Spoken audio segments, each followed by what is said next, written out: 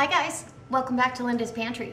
Today I'm going to show you a recipe or a recipe idea. It's not an exact recipe, but an idea of how to use up some of those garden veggies and herbs that you have out there in a delicious way to share it with your family as a side dish or as a main dish. We're going to make garden fritters, so we're going to use some of the kale and some herbs and zucchini and just throw in a little bit of everything to make it absolutely delicious. So I hope this inspires you to stay along for this idea. And if it does, go ahead and give me a thumbs up somewhere along the way. If you're not a subscriber, I hope you subscribe to my channel so you get updated whenever I load a video. And then maybe go over to my Facebook page, hit that like button. I'll leave that link in the description show more box below, right next to my Wild Tree website. All right, guys, let's go make some delicious garden fritters. All right, guys, I am glad you stayed for this because this is going to be a delicious, healthy lunch for me.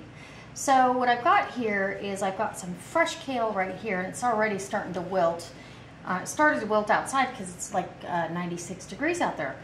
So we've got some fresh kale out of the garden, yellow squash, I'm so excited, a zucchini that I've already used part of this, but I wanted to finish that one up. I've got a carrot here, not out of my garden yet, but we will have them. I've got a nice farmer's market, a couple cloves, just tiny cloves of garlic, some fresh parsley, both curly and Italian, from my wall or my fence garden, and I've got some fresh chives, a jalapeno, 4 eggs, some baking powder, and I may not need all 4 eggs, but we'll see. Some baking powder, and this is aluminum free.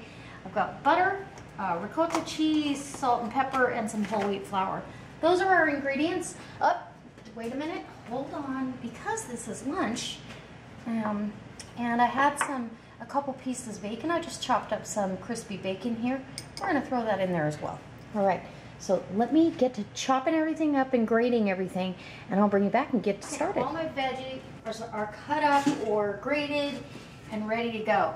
What I'm gonna do, because kale tends to be a little tougher vegetable, so I'm gonna go ahead and turn on my induction cooktop. And let's see, we'll turn it on. It's medium high to start with. I'm going to put down, I've got a little pat of butter, and I'm going to put down some zesty lemon grapeseed oil. Maybe a tablespoon at the most. And that starts heating up like almost immediately, which is good. That's what we want. So mix that around a little. And we're going to saute the kale just to get a head start on it. I don't want that to be, and this is a purple kale, and you can kind of see, I think you can anyway, it's kind of got that almost a grayish blue hint to the leaves, but as soon as you cook it, it turns this beautiful dark green, and it's fabulous. So let me get this sauteed off. I'm going to add the garlic right at the end so that gets a little raw bite off of it as well, even though that farmer's market garlic's super sweet. And then we'll get mixing the rest of this. Okay, so while that is cooking down, I'm going to go ahead and get the rest of my mixture together. I'm going to turn off, it's actually done, so I'm going to turn off my induction.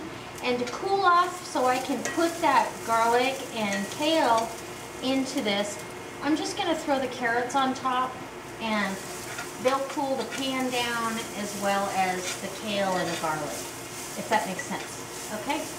Now, for my mixture here, I'm going to add about, maybe 1/4 cup of whole wheat flour. You could use rice flour, you could use any kind of flour you want.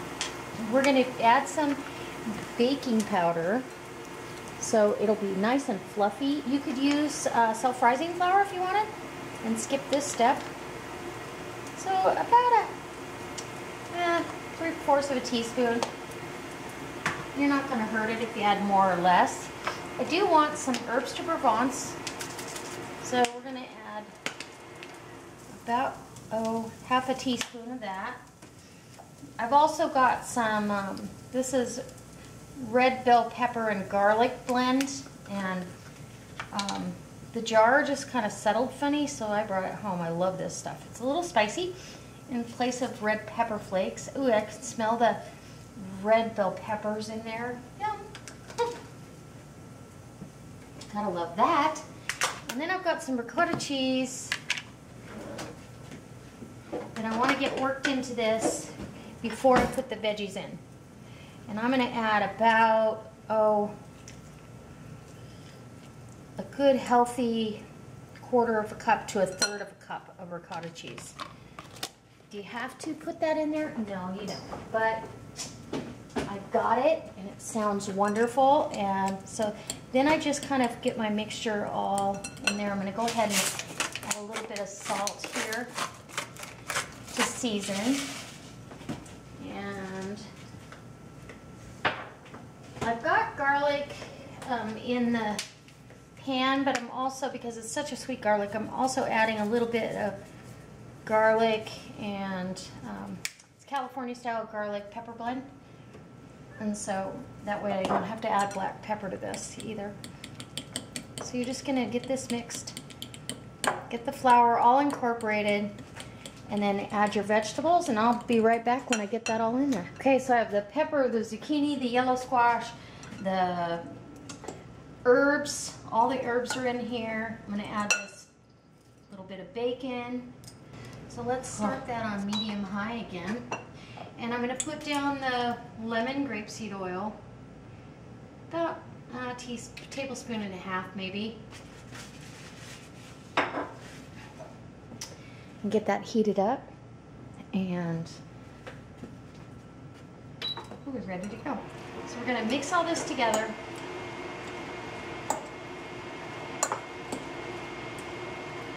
And it should be like a thick batter is really kind of what we want.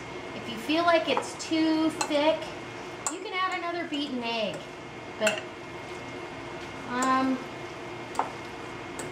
might add, actually I'm not going to add a whole egg. What I think I'm going to do, because of that, the flour that's in there, and I know that the zucchini and the yellow squash, as soon as they start cooking, they're going to let off some moisture. I'm going to add a little splash of buttermilk,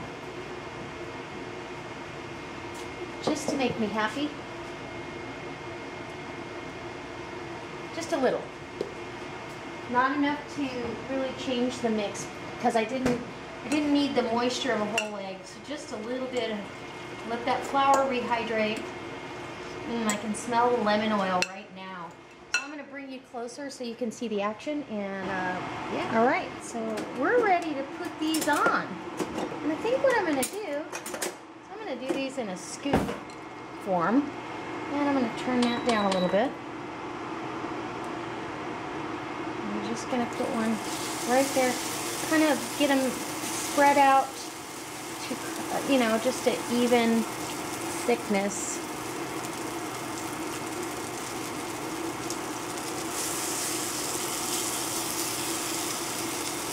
And there's usually 3 in this pan is more than enough.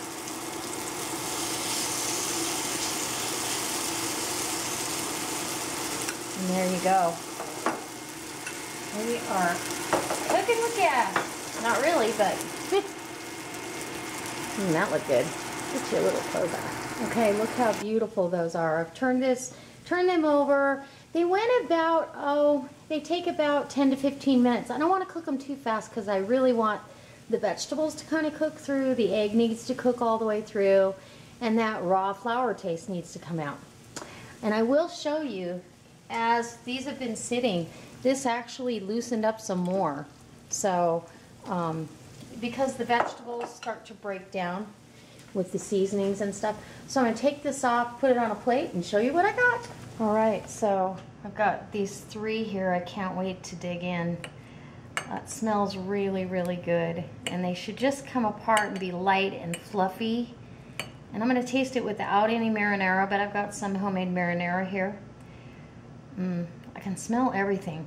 It's like beautiful.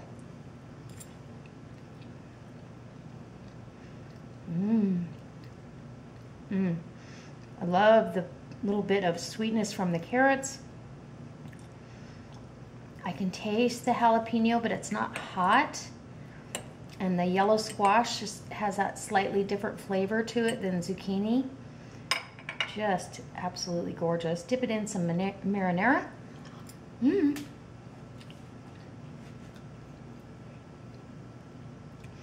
Or dip the marinara and then get your bite.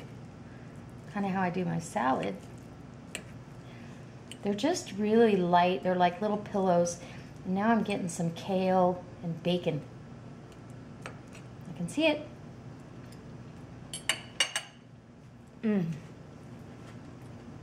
That is outstanding. Most of which came from my garden and or the farmer's market, and so these little garden fritters or zucchini slash garden fritters are just the ticket for a beautiful lunch, actually for a brunch or for dinner. Put some pasta or just a green salad on the side and you really have a nice meal. You've got your protein as well as your vegetables and just something different. And this is really light, so it's not like it feels heavy. And hope it inspires you. If it does, maybe hit the like button. Go over and visit my Facebook page. It's in that show more box below, right next to my Wild Tree website. And you know what, guys? If you aren't a subscriber, go ahead and hit that subscribe button because lots more recipes. And it's actually kind of the week of zucchini, I think. So I hope I see you next time because the next recipe of zucchini is going to be delicious. You can't miss it. All right, guys. I'll see you then.